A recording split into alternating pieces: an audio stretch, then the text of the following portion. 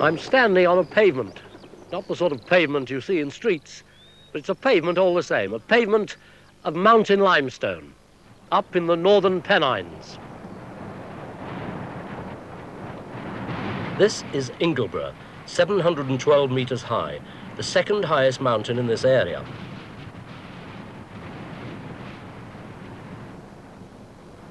It's situated in northern England, away from any large city. The nearest town is Settle. Our studies begin at Ingleborough and the famous pothole of Gaping Gill. The area is dominated by Carboniferous limestone, and in this programme we shall study some of the scenery associated with this rock. Ingleborough is an interesting mountain. Seen here from the southwest, it has a distinctive profile, and this is explained by the rock layers forming it. On top of it, perched like a hat, is a mass of a hard sandstone called millstone grit. Grit because it's gritty, millstone because they used to make millstones out of it. Imagine cutting an enormous slice out of this scene. Now you can see the hard cap of millstone grit, shaded. Beneath it, a much thicker layer of the Yoredale beds. And then comes the limestone. This very simple geological sketch map shows the millstone grit of the summit surrounded by the larger area of the Yoredale beds. This block diagram shows what happens when the surface streams, having crossed the Yoredale beds, meet the limestone.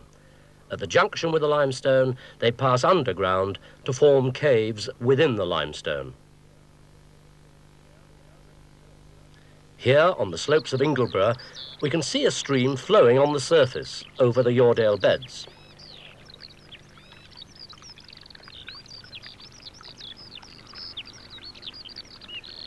When the stream reaches the limestone, it suddenly disappears.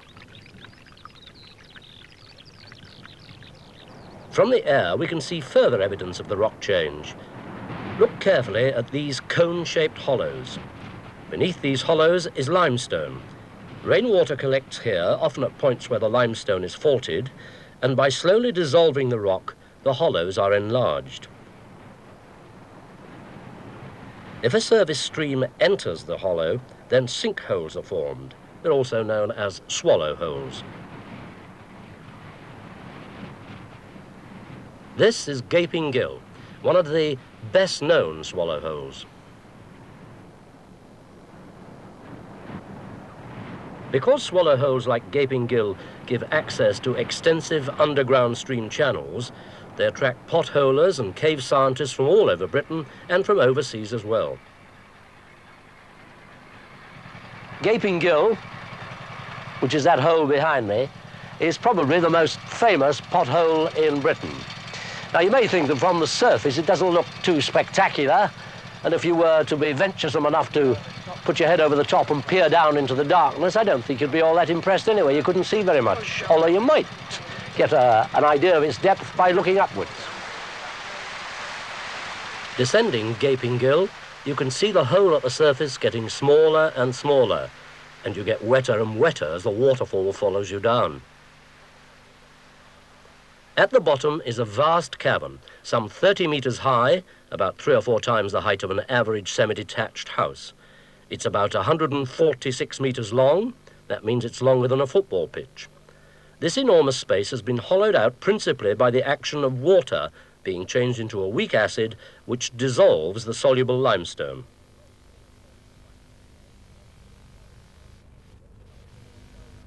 The water which pours down the funnel of Gaping Gill flows through a complicated system of channels, being joined by streams from other swallow holes, and emerges at Ingleborough Cave. The rock layer beneath the limestone is Silurian, an impermeable and impervious rock. This means, of course, that water can't pass through it, and this determines the route of the stream. This is Ingleborough Cave, and here is the spring carrying water, some of which poured down Gaping Gill. Well, not a lot of water is coming out now, but that's because we're filming at the end of a particularly dry period.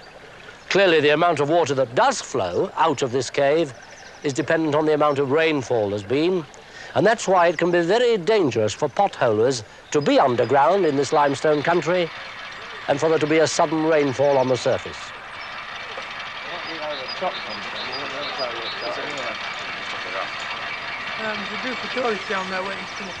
Potholers must have special equipment. Helmets are needed not simply to hold the small lights powered from batteries fastened to their belts, they also protect their heads as they crawl along the narrow passages. Because they are following the routes of underground streams, wetsuits are essential, and ropes and ladders are needed when climbing up funnels becomes necessary.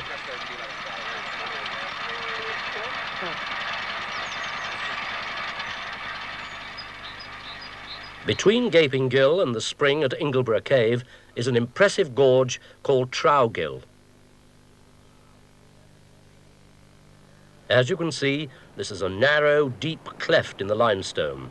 The walls rise sharply and the bare rock is exposed.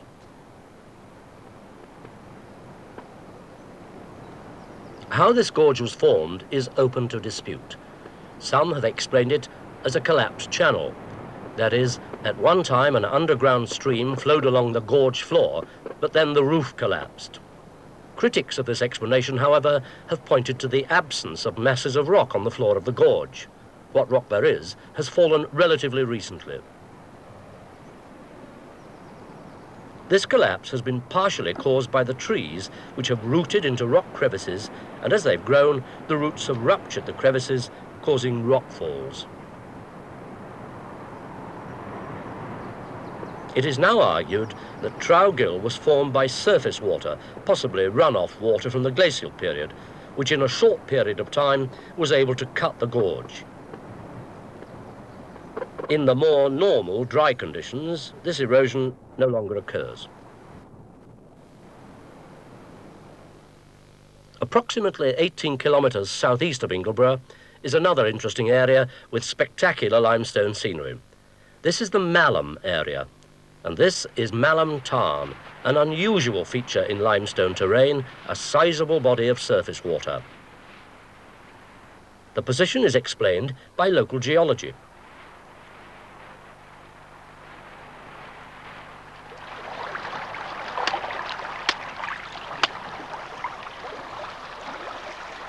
Interesting bit of rock, that.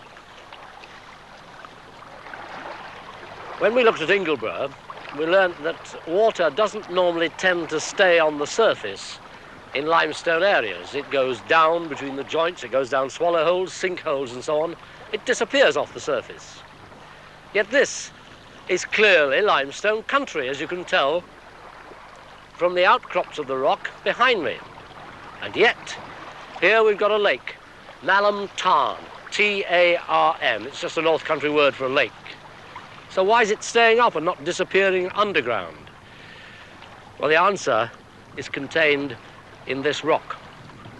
Millions of years ago, that limestone, the mountain limestone, was worn away by weathering, by frost, by rain, by wind, by heat, and it revealed underneath a rock called the Silurian, which doesn't let water go down through it, doesn't dissolve under the action of water. It's impermeable, and it's that layer of Silurian exposed by the millions of years of weathering that is holding up Malham Tarn. The stream which drains the tarn flows southward across the Silurian rocks onto the limestone. From the air, it appears no different from any other surface stream.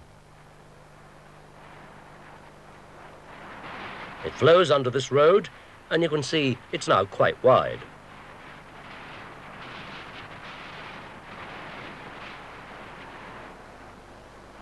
Then it suddenly disappears. Whereas at Gaping Gill we saw a stream falling into a swallow hole, here the stream simply sinks between stones on the surface. The exact point where the surface stream ends varies with the seasonal rainfall. During this filming, it was dry. That trickle in the centre there is all that is left of the stream which we've just seen from the air.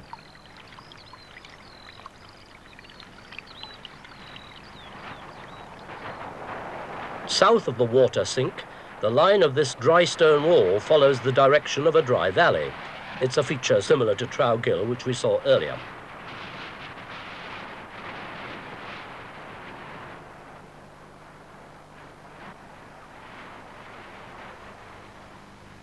At ground level, we can see some limestone features in detail.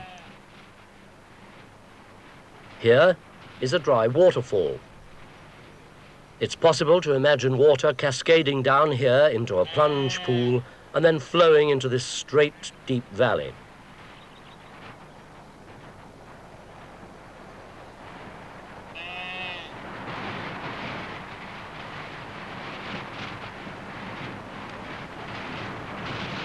Notice the scars high on the valley sides, those rocky outcrops above the slopes. And there, at the foot of the slopes, is a chaos of boulders. A quite different type of rock outcrop is found a short distance further south, near where the valley ends.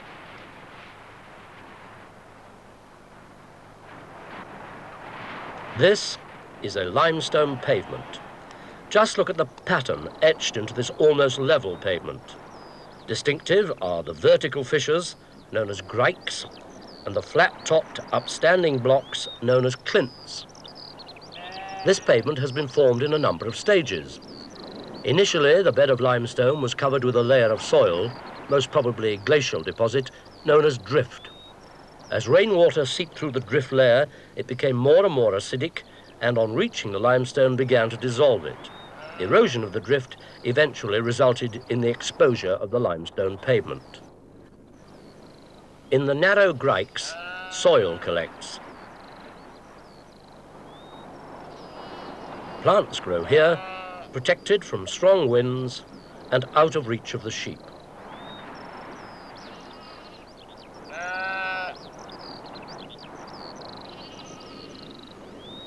It's a popular study area for students from the field centre at Malham Tarn. This is the baneberry, or herb Christopher. Its Latin name is Aptia spicata, and it's a member of the Ranunculaceae, the buttercup family. You can recognise it. It has small white flowers. It's just coming into flower here. Later on it will have black berries. This plant only occurs in a few limestone areas in the north of England, mainly in limestone pavement or on just rocky limestone areas. Quite lucky to have it here.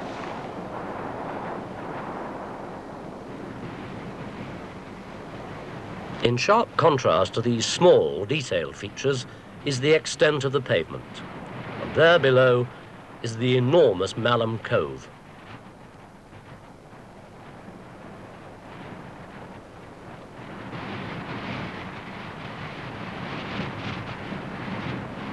This vast rock face, just over 100 metres high at the centre, illustrates not only the great depth of the limestone beds, but also the strata within the limestone.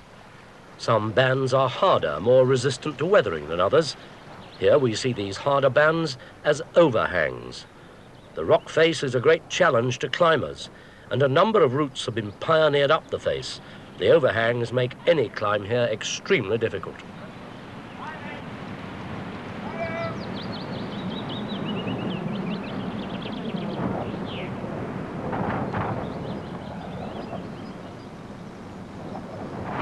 Having reached the top, this is the climber's view.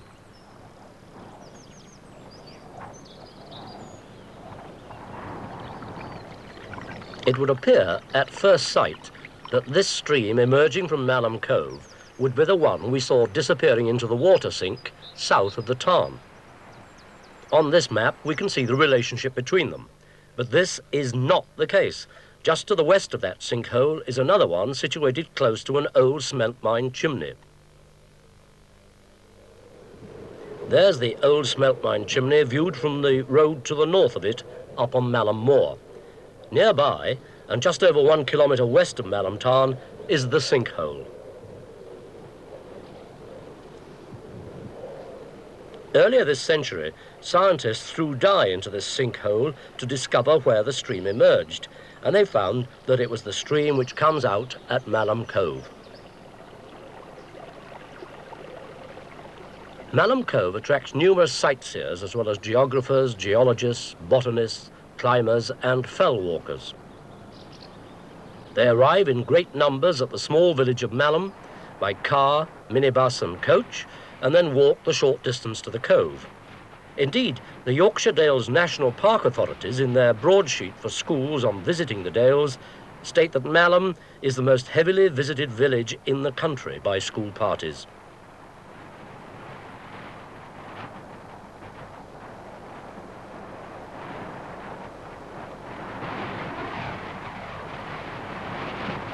Teachers who bring children here for recreational rather than educational purposes are advised to go elsewhere in order to relieve the considerable pressure which exists in Malham.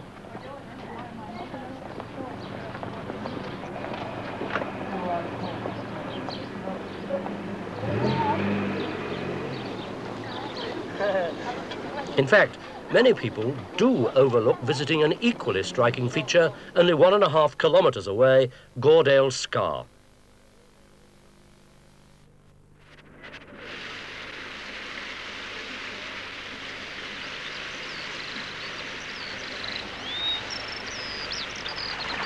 Goredale Scar is a magnificent limestone canyon just to the east of Malham. And you can see that, in fact, it was a vast underground cave, and then the roof collapsed.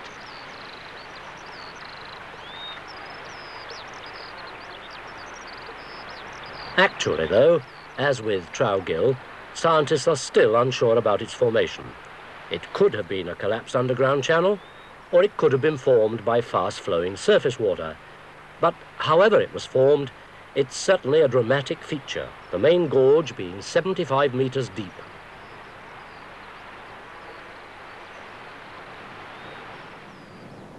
So, in a relatively small area, extending from Ingleborough to Malham, we've seen how the landscape has been sculpted into a rich variety of features. Although quite small in scale, in height, in length and in spread, they're nevertheless dramatic. We've seen the depth of Gaping Gill, the height of the Malham Cove, and the sinuous line of Goredale Beck. This scenery can be seen without having to scale high mountains or walk long distances across open country, and for this reason, very many visitors are attracted here. They come in largest numbers on sunny weekends, and when they come, they cluster in the popular areas. Retaining the natural features while providing access to the countryside is a major problem in this national park, as elsewhere in the country.